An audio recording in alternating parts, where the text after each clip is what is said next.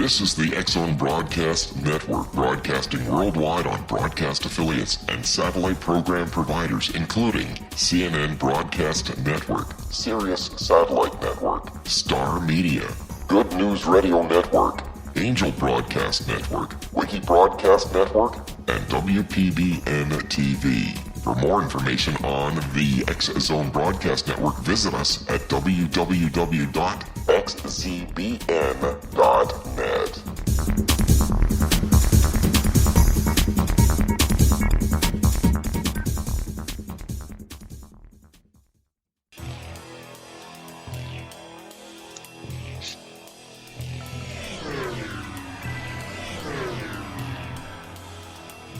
This is A Different Perspective with Kevin Randle. A retired U.S. Lieutenant Colonel, Kevin Randle has been studying UFOs for nearly 50 years. Kevin has investigated some of the most famous UFO cases in the world and has been consulted for dozens of documentaries about UFOs. Considered one of the leading experts into the Roswell UFO crash of 1947, Kevin has written more than 25 books about UFOs, including the recently published Roswell in the 21st Century. Now, here is the host of A Different Perspective, Kevin Randle.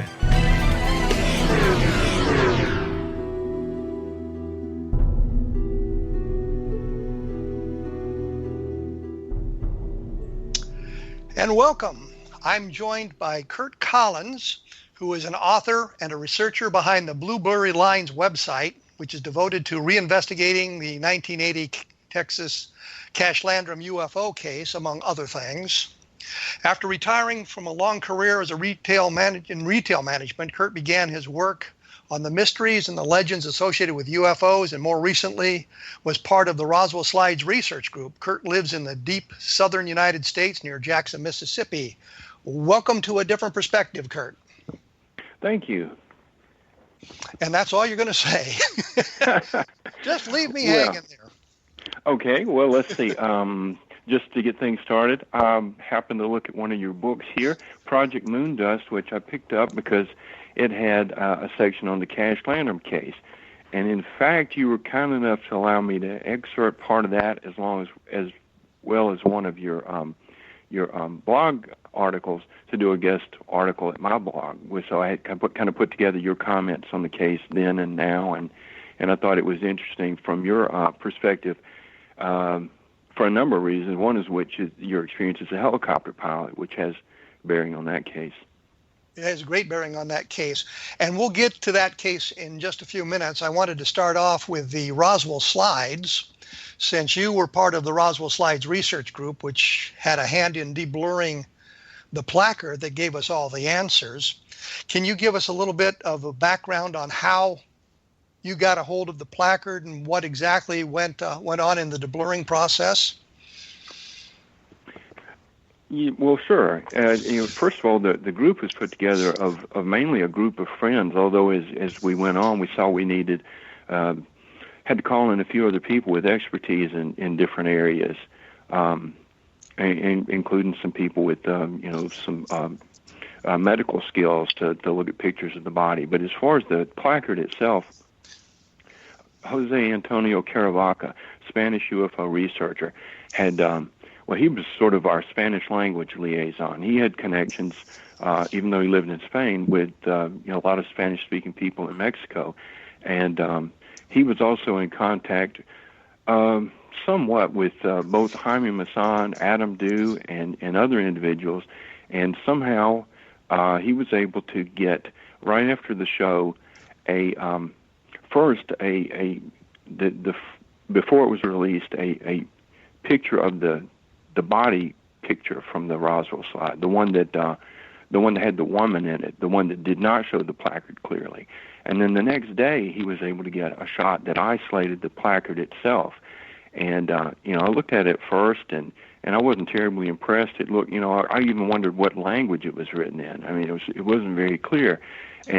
But one of our French members, Nab later, had talked about this software, Smart Deblur, which can be used to clear up pictures if there's either a focusing problem or a camera shake. So he started to work immediately on that, and within a couple of hours, this placard that was universally said, to be unreadable by every expert that looked at it. And by the way, the smart doubler is nothing exotic. In fact, what he used was a free demonstration version of it that you can still get on the internet.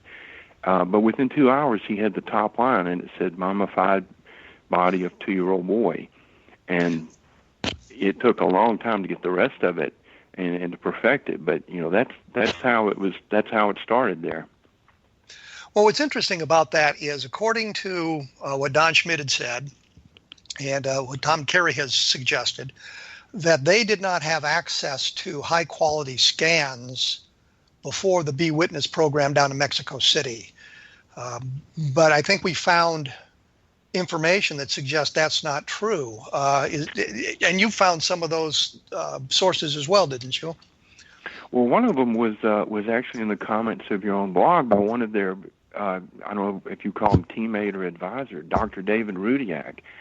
He said, when I think that the issue was first raised about the placard, he said, what images did Dew obscure the placard in? There is much to criticize in how Dew handled everything. Adam Dew is the promoter of the slides, by the way. He was I don't know if he was the owner, but he was the co-owner in the company promoting the slides. What did he do to? What images did Dew obscure the placard in? There's much. Well, let me interrupt here, because we're going to have to take a quick break, and then we'll come back to this immediately when we're done with our break. So I'll be back with Kurt Collins. We'll talk about the Roswell slides and a few other things right after this.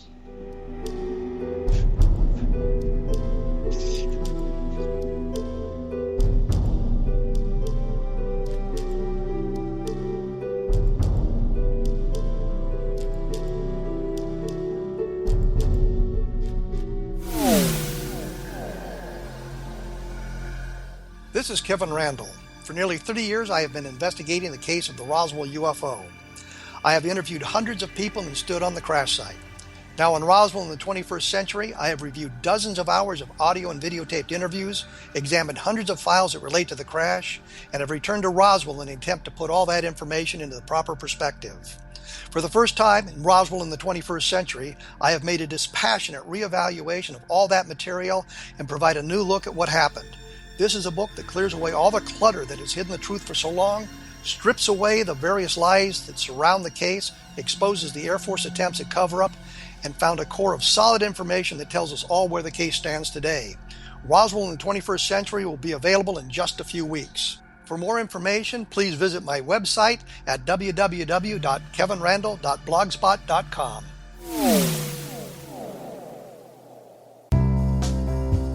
Gibbs A. Williams, Ph.D., is a practicing psychoanalyst, supervisor, researcher, and author in New York City. Much of his life has been dedicated to understanding nature and the uses of meaningful coincidences or synchronicities.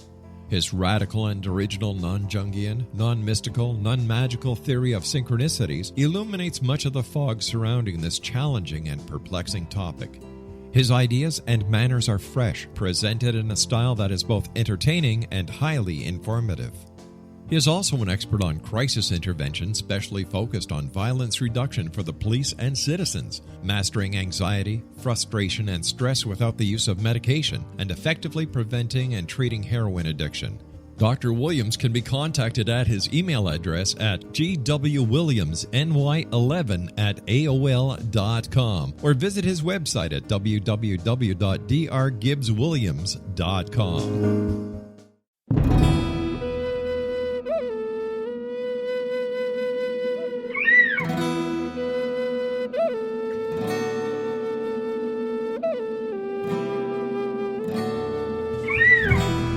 Shamanism is recognized as a method to access the quantum level. Mastery of shamanic skills puts spiritual information and healing power into your hands. Path Home Shamanic Art School, a bonded Colorado certified occupational school, has met rigorous state standards, ensuring its director and instructors have the qualifications to teach the shamanic arts. Path Home offers its certification program in blocks of study. Block 1, a 5-day intensive, will be held in the beautiful mountain town of Coaldale, Colorado, October 13th through 18th. Registration deadline is September 12th.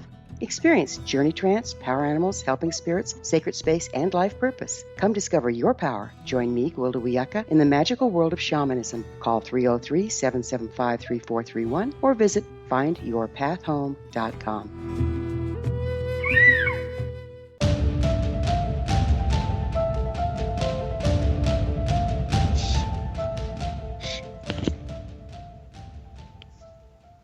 And we are back with Kurt Collins. Before we went away, we were talking briefly about the Roswell slides. And Kurt, you were talking about something that Dr. David Rudiak had said about the quality of the scans that had been provided to Tom Carey and Don Schmidt in an attempt to deblur the placard on the slide.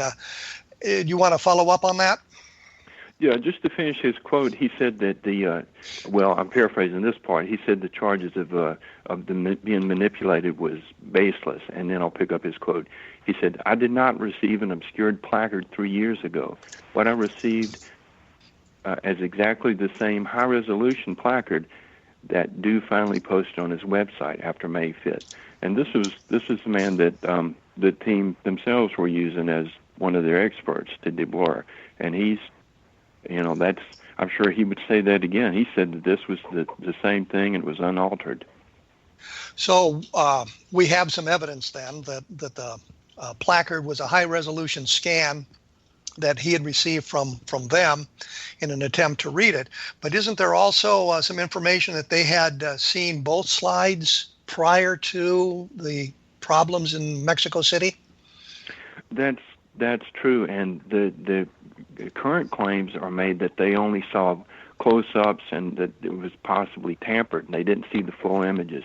And the first evidence against that is the B Witness, the Kodachrome trailer that Adam Dew released. And even though the images of the slides were blurred, you could see the full frame of the slide to see the to the edges of where it was cropped. You could see the whole picture. And if they had only seen the body, a red flag should have gone off that, well, wait a minute, what's this stuff in the background? We've never seen this before. But from their own lips, there is Don Schmidt had said on a previous radio show with Richard Surrett, this was before the show, April 12th, 2015. He said, "I was the first one to meet with the owner. I was actually able to look at and handle this evidence, these slides." So, and we were assured before the show again and again that they had done 3 years of due diligence. Everything was checked out and verified. And before the show, they made no such, expressed no concern that they hadn't seen the genuine article. Well, let me interrupt here real quick Sure. and just point out that on my blog, which is at www.kevinrandle.blogspot.com, I normally post a link to the show as it appears on YouTube. And in that article on my blog, I will also put together a link to this particular episode of the Conspiracy Show so that you can actually hear Don Schmidt and Tom Carey talking about what they had received early on. There was another show. It was Fade to Black with Jimmy Church, and this was also in April 20th, before the show. And Tom Carey, the host, asked Tom Carey if about seeing the images. Tom Carey said they'd been emailed to him and to get him interested in the project. And he said, and the host asked if it was high resolution, or he said high res, and Tom Carey said yes. And then he goes on to describe the body, the people standing behind them, and he gave no indication of anything being cropped. And if you're going to crop, one of the things you're going to lose is the people standing behind the case. And the first one you can see the woman, and in the second one there's a man, and that's the one where the placard is seen more clearly.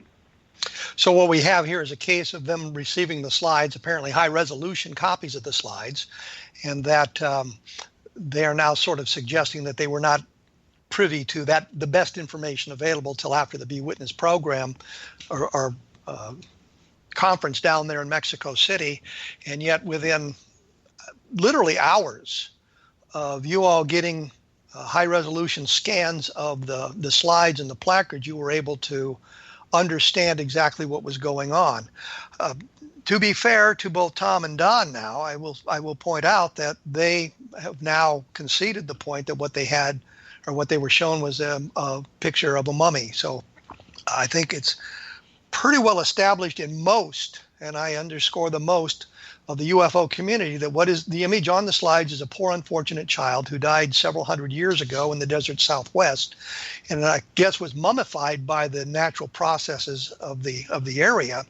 And we have the documentation from the point where the body was exhumed in 1898, I believe, 1897, 1898, up to it being taken to various museums and ending up in Montezuma's Castle in, I think, Arizona, and eventually returned to the native peoples for the proper interment. So I think this really is kind of closed out, and it's not the a highlight of ufological investigation that we might have hoped it to be. Having said all that, myself personally, and taking the floor away from Kurt Collins, I know that he wanted to talk about the Cash Landrum case, which I think is a very interesting case, and you brought it up earlier. So let's move on to Cash Landrum. Can you give us just a brief overview of what exactly happened? I can, and I'm going to beg to put that off for a little bit because I'm not finished with the slides because there's something that you talked about. You talked about the investigation. And the fact that that anyone mistook the body for an alien picture, I can understand that, especially if you're a UFO investigator and someone comes to you and says, "I have something you might be interested in," and there's this strange body, and you know there have been other cases where strange bodies, in fact, other mummies have been misrepresented as alien bodies. I can understand that mistake. That was the first thing. There was all these other things that were built up around it that were circumstantial evidence. And I really think a lot of that came from the other things in other pictures in the collections of the slide collection of the Rays. There were pictures of Dwight D. Eisenhower, General Eisenhower.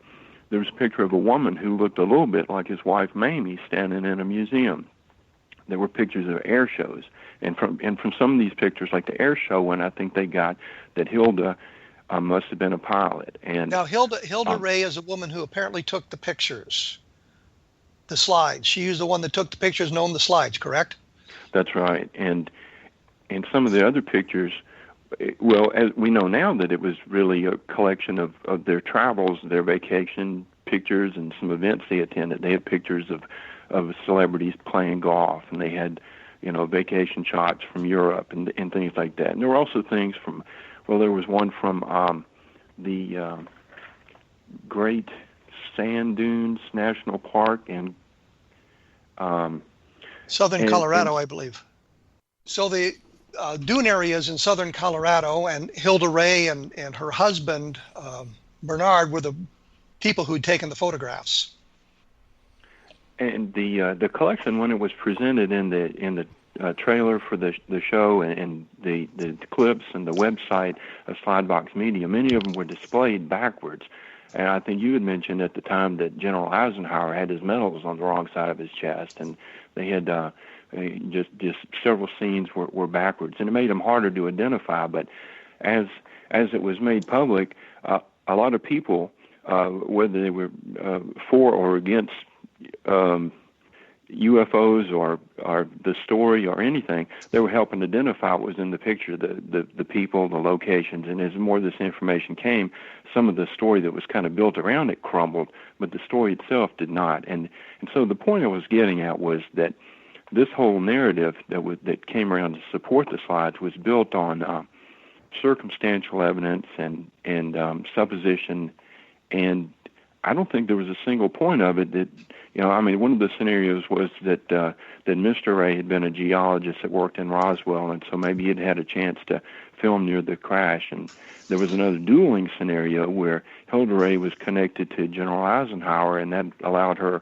privilege to go into a secret location and film the body. So, but none of this stuff was substantiated.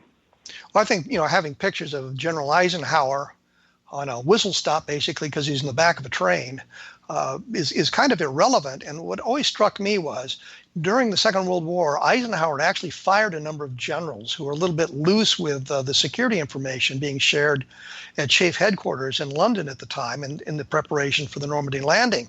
I could not conceive of a scenario where he'd violate security in that manner, allowing civilians not only inside to a secure secret facility, but allow them in with a camera and take photographs and get out of the facility with that film intact. So that always bothered me about this as well. So there were problems with the story as it was developing to try to link or provide a provenance for the slides being of an alien creature.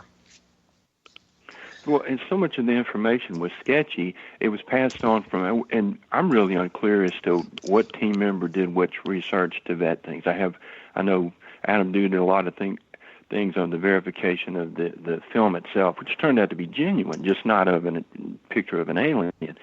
But there was research, and there were a few people involved in that. But it was say one thing that was in the Be Witness show is Adam Dew showed a couple of emails he had received after things went public, and saying a man knew Hilda Blair Ray, and he sent a picture, and he also said that he didn't know that she knew Mamie Eisenhower, but she knew George and Barbara Bush.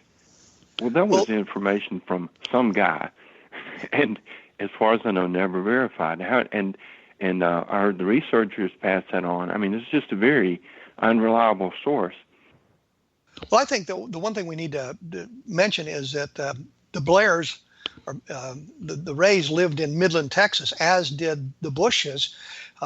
And Bernard Ray was in the oil industry as a geologist in the Permian Basin, which does encompass Roswell. So I would not have a problem with the Rays actually knowing the Bushes based on the fact that they lived in Midland, Texas, and they were in the oil business. That makes perfect sense to me. But that does not get Hilda Ray and her husband into a secret facility with General Eisenhower and taking photographs of something that would be extremely classified. So.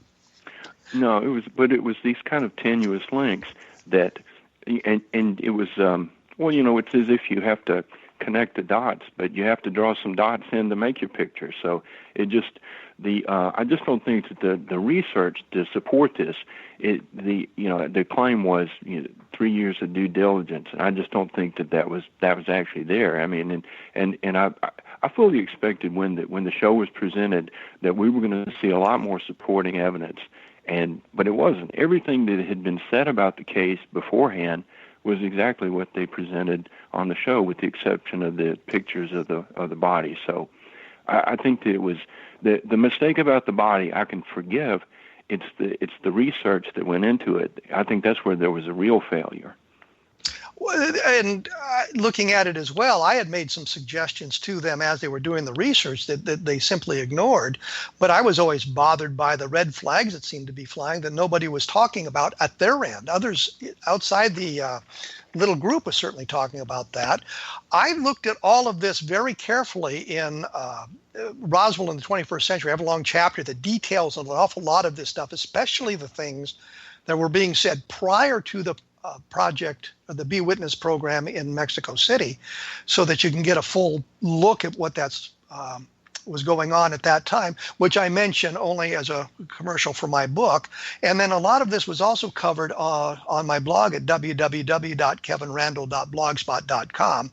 And I go into all of this because we'll have to take another break here, and we will be back with Kurt Collins talking about the Roswell slide some more, and maybe getting into the Cash Random case at that point. So we'll be right back after this.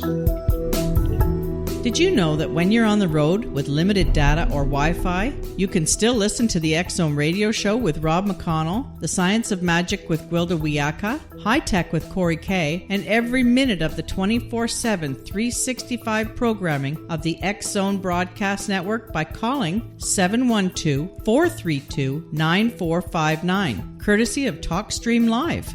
No smartphone, app, or internet needed. It saves your data plan, and it's free if you have unlimited minutes. Call 712-432-9459 to listen on any phone, anytime, anywhere. Remember, 712-432-9459 for the best of paranormal, new age, thought-provoking, sci-fi radio programming 24/7, 365.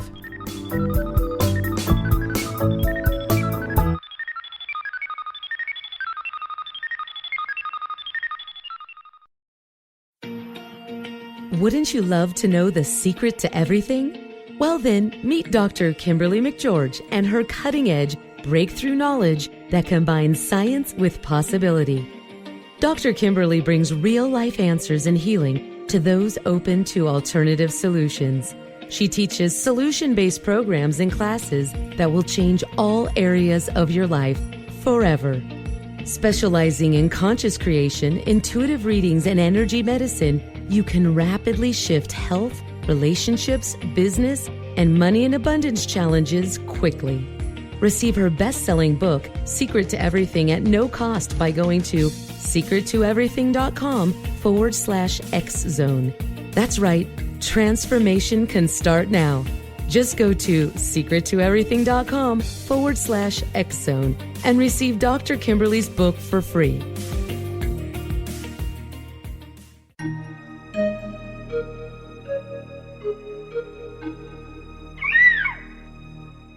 While science pursues fact, magic accesses the quantum level, bridging random facts to form truth. As long as science and magic remain separate and polarized, the truth cannot be known. I'm Gwilda Wiyaka. Join me on the Science of Magic radio program, dedicated to unification and evolution of consciousness. During each episode, I'll be speaking with experienced and respected scientists and mystics. From astrologers to astronomers, from medical doctors to shaman, the scientific method to dowsing and intuition, we'll weave together information from seemingly divergent practices to promote unity and enlightenment. Join me, Gwilda Wiyaka, and the Science of Magic right here on the Mutual Broadcast Network. For more information, visit www.thescienceofmagic.net.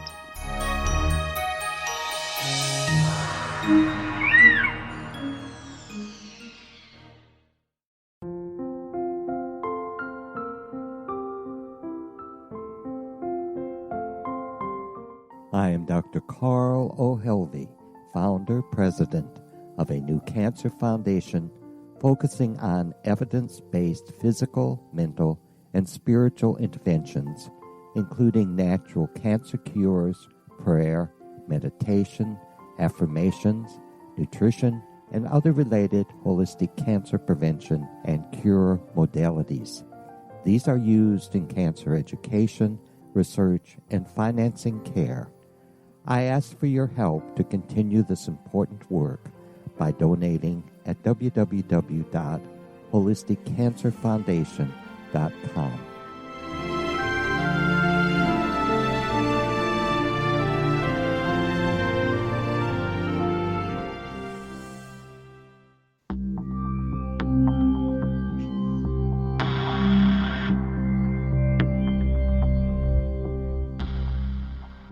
We are back with Kurt Collins. We were talking about the Roswell slides, and I think we might have a little bit of debris to uncover, to repeat here, and then we'll hopefully move on to Cache Landrum. So as it stands now, the slides are clearly that of a child who was killed centuries ago and has been exploited for this whole Roswell slides thing. And I know that some of the people who were involved are very upset about that. But it's also very clear that the investigation had lacked some of the precision that would have been necessary to get this thing cleaned up a lot earlier. I know they were talking about having shown the placard to a number of people, David Rudiak being one of them, in an attempt to blur it. But they also talked about showing it to some guys at the Pentagon and the photo interpretation teams there. But that seems a little bit silly because their job is looking at intelligence photographs, attempting to identify facilities, military troop movements, things that are of interest to a military, as opposed to trying to decipher a placard seen close up. So some of the due diligence wasn't as precise as it could be. And I think, Kurt, you had made a good point about their investigation of the film stock itself, and the slide mounts and that sort of thing proved that it was from the late 1940s.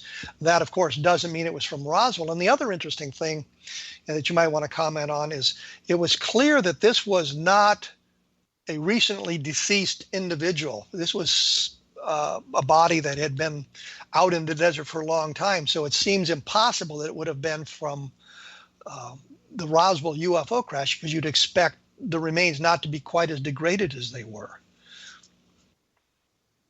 Well, that was something that they didn't seem to have a agreement on. In fact, there were comments that describing it that had been freshly autopsied. So I don't know that they understood what they were looking at.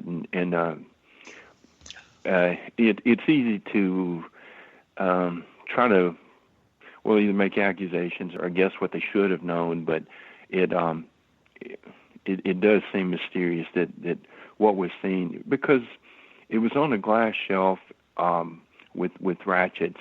It may have looked more like a store shelf than a museum shelf, but nevertheless, there was a lady standing behind the item, and there were signs on it. So it is puzzling. But you were talking about the experts they used. Well, during the show, they made quite a bit of the fact that these people were experts, but some of them really weren't. And the Adobe was cited at some point. It was a friend of Adam Dude's at Adobe, and it was a guy who handed it to a friend at the Pentagon. And I mentioned the software that was eventually used to deblur the placard was a trial version. Well, there were two other versions, Photoshop CC and something blurry, and I don't think these are exotic tools either. So it seems puzzling that none of those people were able to get anything out of it. But there was definitely a failure there. I'm about through with the slides, but I wanted to point out that there's something that you had, an article you had written, got overshadowed by Don Schmidt's apology later the same day. It was called Fallout from the Fiasco, where you were talking about the state of UFO research and things that might be done to make it better. And I thought that was an excellent piece. And if hope your listeners will go back and read that, because one of the big problems that we had with the science research was that everything was so secretive. They were had to sign a non-disclosure agreement, and they closely guarded it with everything. And so there were only a few people that had access to the material. And once that was opened up after the show, things were quickly solved.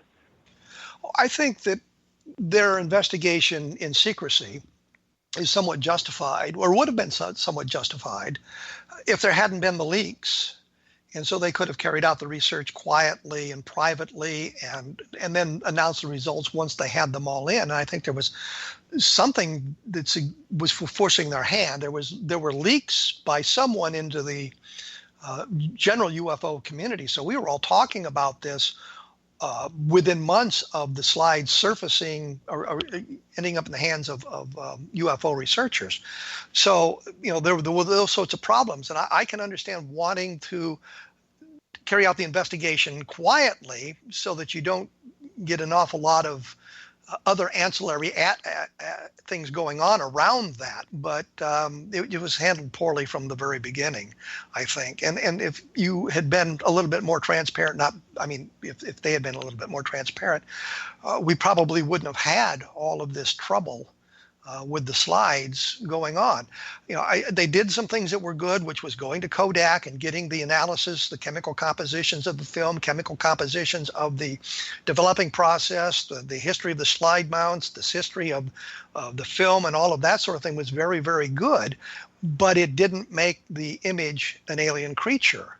And the one thing that I wanted to point out is Tom Carey is all but dissertation as a physical anthropologist. That's what he studied in college and the university and the graduate school.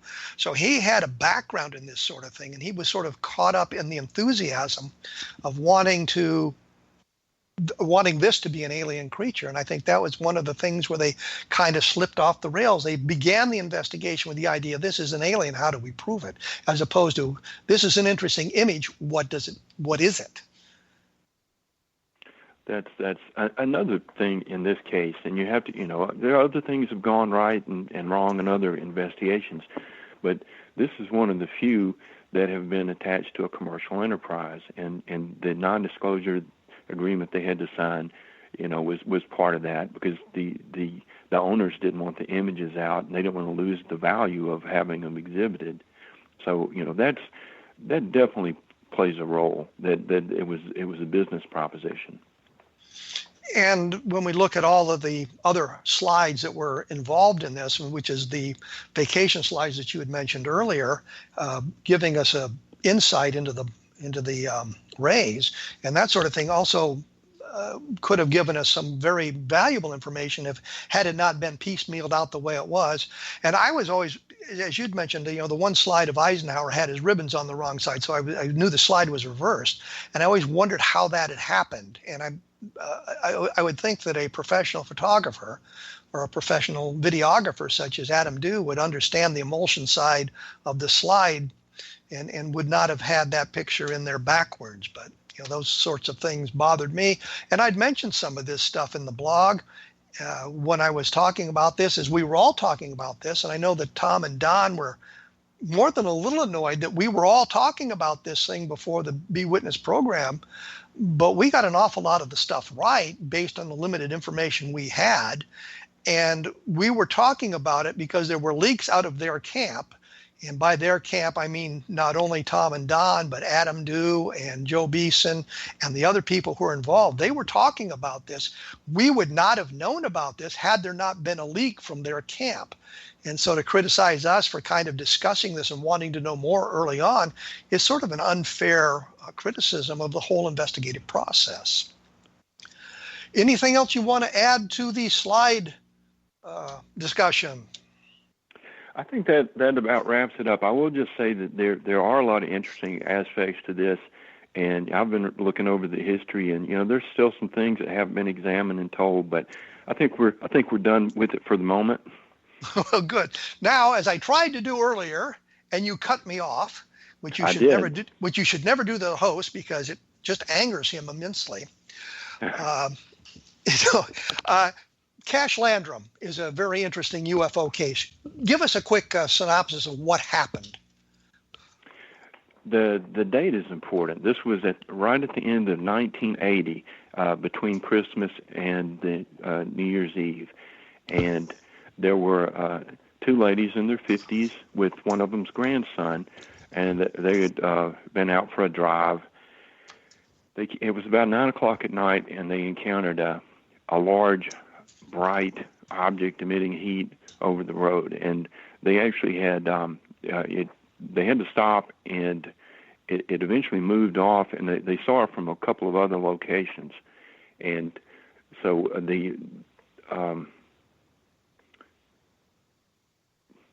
there are a lot of pieces of the story. I'm trying to keep this short. So, but afterwards, it was Betty Cash was the driver. She dropped the passenger Vicki Landrum and her grandson Colby off at home, and she went. What did they see? You say object. What did they see? Well, that's an interesting point in itself. First of all, they estimated it as being as large or larger than a water tower, and it was maybe 90 feet up in the air, and it was the motion must have been somewhat erratic. They described it almost as if it was bobbing up and down, and it would periodically emit like a jet of flames. And but strangely, the propulsion did not seem to be the flames. So there's a lot of things that don't make sense, and they really, due to the brightness, the ladies weren't able to really see it clearly. It was blinding light, and it was only later the boy Colby described it as being diamond shaped, but they initially said that it was too bright for them to describe. It also made some mechanical noises, which are puzzling. They said it made kind of a sound like air brakes. So they see the object. I think one of them gets outside of the car. The car surface gets very hot, apparently from the radiation, meaning heat or light. Eventually the object is gone. They return returned to their homes. What happened at that point?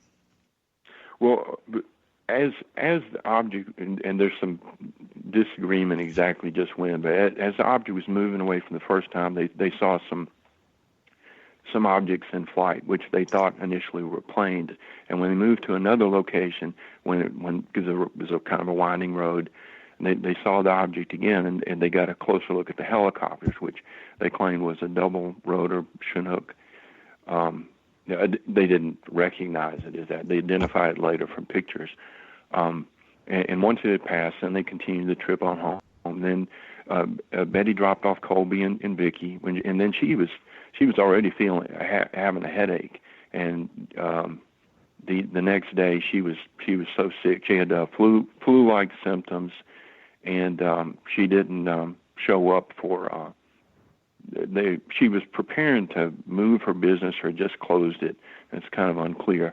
And Vicky was supposed to help her the next day. And when Betty didn't show, they went to check on her, and Betty was sick in bed. Vicky took her home with her, and she stayed there for a few days. And after she didn't improve, took her to the hospital. And she had these boil-like things over her skin. She had these skin problems, and at some point, she was in the hospital for about 2 weeks. It got better some and was released. And I think it was at that point that she had this hair loss. And the doctors. Let me break in here to announce one thing. That I know it's a little bit disjointed here about the description of the sighting. You can get a greater detail at Kurt's website at www.blueberrylines.com. And so we'll take a quick break here for the commercials and whatnot, and be back with Kurt Collins. We'll talk a little bit more about the Cash Landrum case. And if you are interested in the Roswell slides, as I say, take a look at my blog. You can type Roswell slides into the search engine and come up with that at www.kevinrandle.blogspot.com. And I have a condensed version of that in the book, Roswell in the 21st Century, that is available in the bookstores even as we speak. We will be back with Kurt Collins right after this.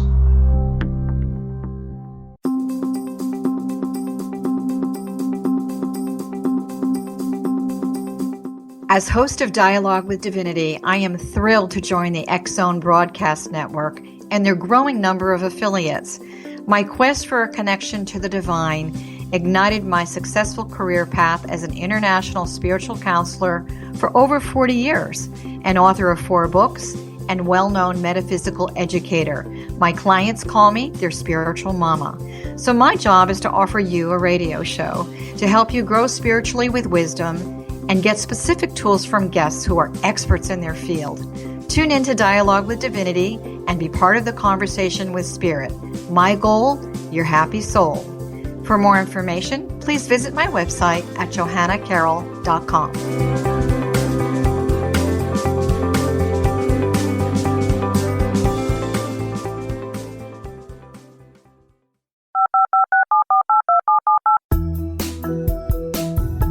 Did you know that when you're on the road with limited data or Wi-Fi, you can still listen to the X-Zone radio show with Rob McConnell, The Science of Magic with Gwilda Wiyaka, High Tech with Corey Kay, and every minute of the 24/7, 365 programming of the X-Zone Broadcast Network by calling 712-432-9459, courtesy of TalkStream Live. No smartphone, app, or internet needed. It saves your data plan, and it's free if you have unlimited minutes. Call 712-432-9459 to listen on any phone, anytime, anywhere. Remember, 712-432-9459 for the best of paranormal, new age, thought-provoking, sci-fi radio programming 24/7, 365.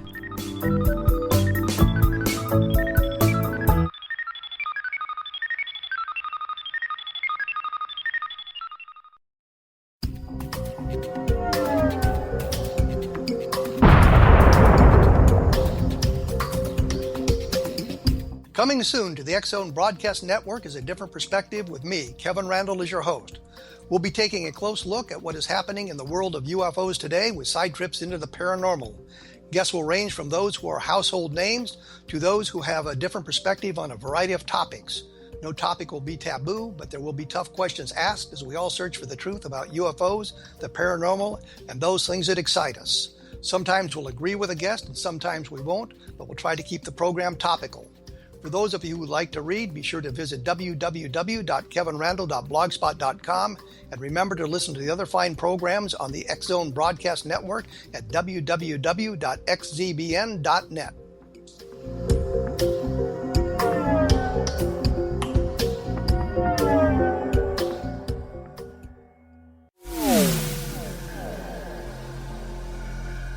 This is Kevin Randle.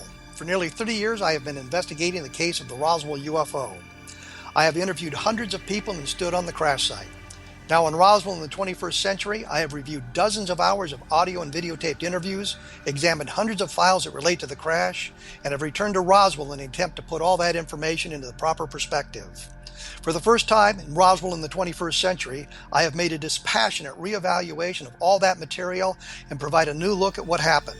This is a book that clears away all the clutter that has hidden the truth for so long, strips away the various lies that surround the case, exposes the Air Force attempts at cover-up, and found a core of solid information that tells us all where the case stands today.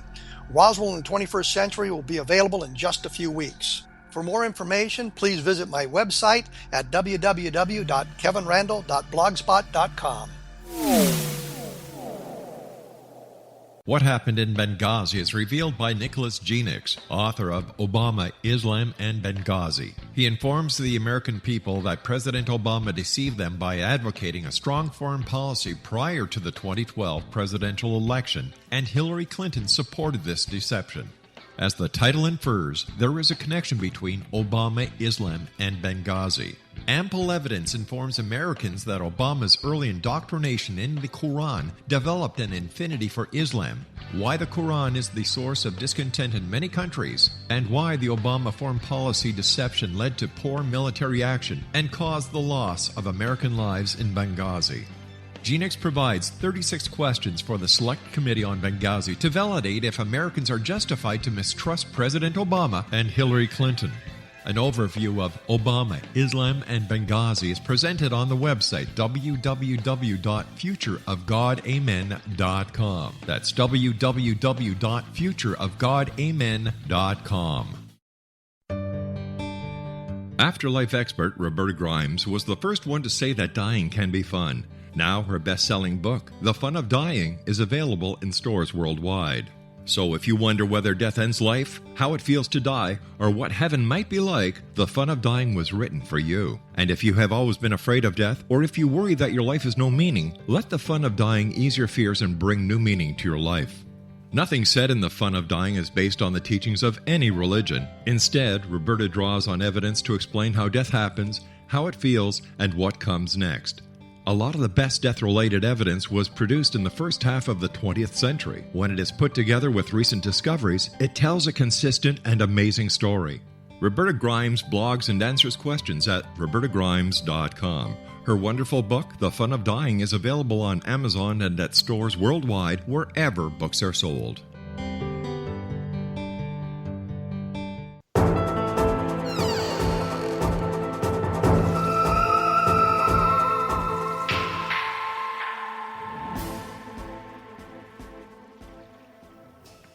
We are back with Kurt Collins, who is the owner, proprietor of www.blueblurrylines.com. That's hard for me to say, blueblurrylines.com. We were talking about the Cash Landrum case and that the witnesses had been hospitalized. There were some medical problems. Can you expand on that for us, Kurt? Well, it's important to note that it was just one of the victims that was terribly sick, and that was Betty Cash.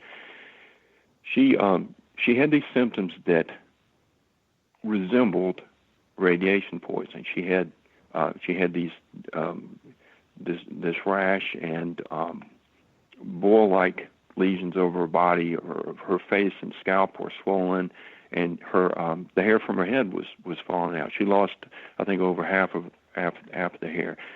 There were tests, but the tests apparently did not confirm radiation poisoning. So the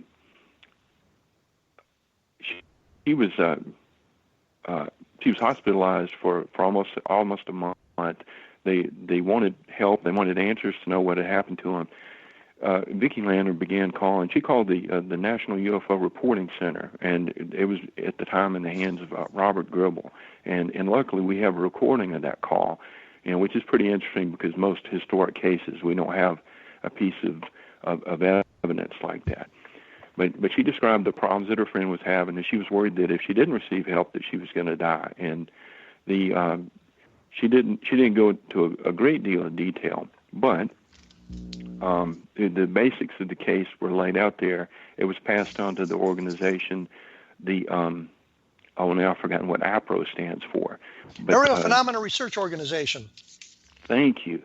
You're welcome. And the operator there took the information, and as it happens, it was intercepted by Bill English, and he wound up.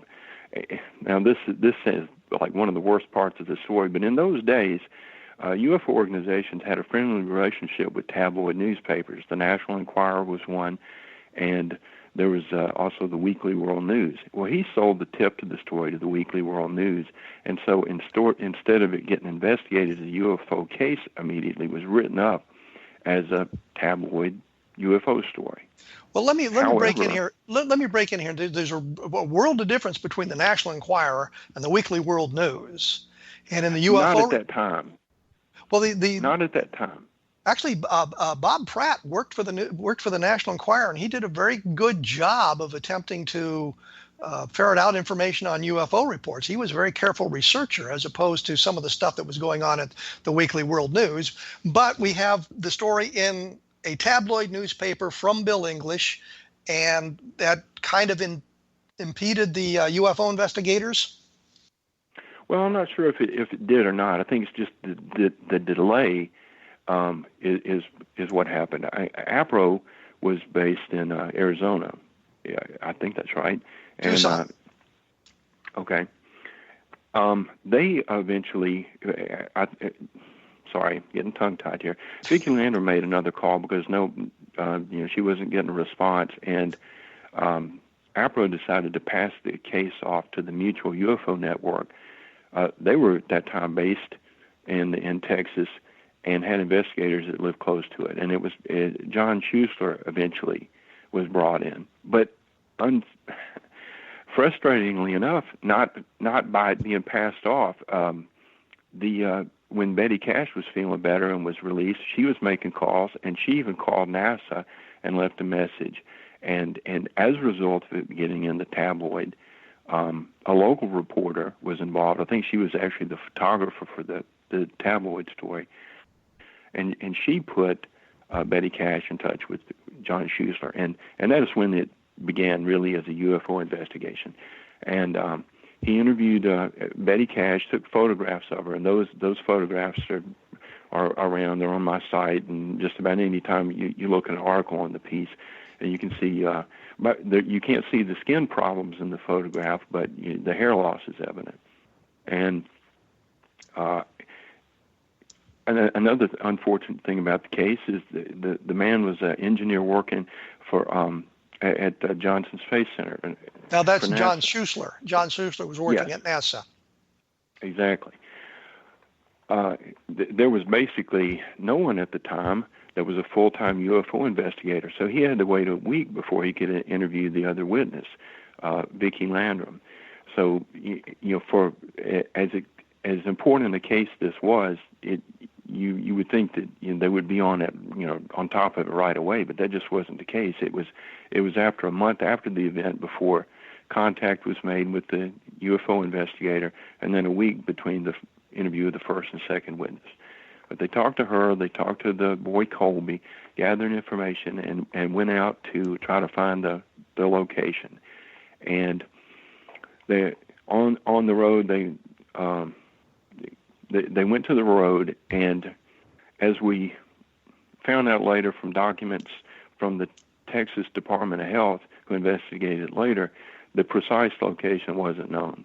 But the stretch of road, at least the approximate area, was found and photographed. And they gathered a lot of information and sort of put together.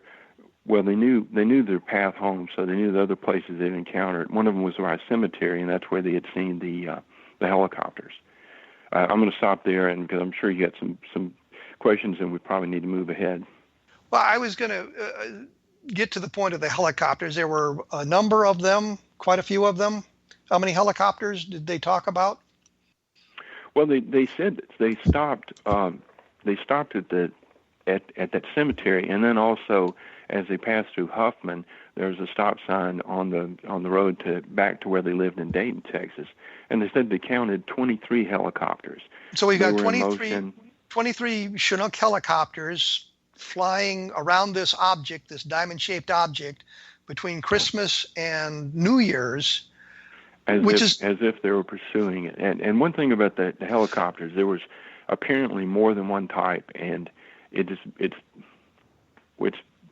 the others were smaller. So, I don't think they've ever been identified. We could speculate it might be a Bell but anyway, well, yes, 23 helicopters. The thing that bothers me about this is the timing, and that's between Christmas and the holidays when the military, if you don't have an essential job that requires you to be at work, some kind of a high security job, that you're on leave. And I'm not sure whether they'd have got enough pilots to fly all those helicopters, not to mention the logistical problems of refueling them, taking care of the crews, where were the crews lodged, that sort of thing. So you've got a major logistical problem there, and I don't know of anybody who's ever found any evidence of all those helicopters being in that area at that time. No, that's a problem. And investigating events at the time, there was a promising lead that eventually went nowhere. It was the fact that there was I mentioned the time was important. This was during the time that American hostages were held in Iran, and there had been a one failed mission in 1979, and a second one was in the works, and they had practiced. In fact, Area 51 was first named in the media because of the crash of the 1979 crash, and because that's where they had practiced. And the 1980 mission that was planned, they flew all over the area, and they were flying Chinooks and other and Bell helicopters, practicing night missions. So there were pilots trained for such a thing, but there's no UFO. But examining the documents, it doesn't put them in that part of Texas, or probably Texas at all, at the night. And as you say, the pilots were on leave, and it was basically a skeleton crew. So there's never been a credible lead on the helicopters. And there was a false lead, though. I don't know if we've got time to talk about that. Well, I was going to say we're running out of time, and the final question I really want to answer here, I'm sure the people want to. What do you think they saw? What do you think happened? I'm going to leave that open to possibility. Now, it's important to remember that the people themselves felt that this was that the military was in control of this, and it was probably a military project. They didn't believe in aliens. They said that if by some means it was an alien encounter, UFO from outer space, that the military involvement, that they knew about it. So no matter whether this was a military project or not, the military had knowledge of it, and they felt like this could help them, and they felt like it was being covered up. But I agree with you about the helicopters. That's a huge inconsistency, and I know anybody listening to this show should know who J. Allen Hynek was. He had one of his investigators had examined the case, Alan Hendry. So he was up to speed on it, and he was under the impression that the helicopters were not physically real. If the people saw helicopters, it could have been that this was some projection from this UFO, whatever it was, whether it was interdimensional or whatever. So he trusted the witness saw something, but not that they were Army helicopters. Well, we've run out of time here. If you want to read a lot more about this, you can visit Kurt's website at www.blueberry.lines.com. And if you're interested in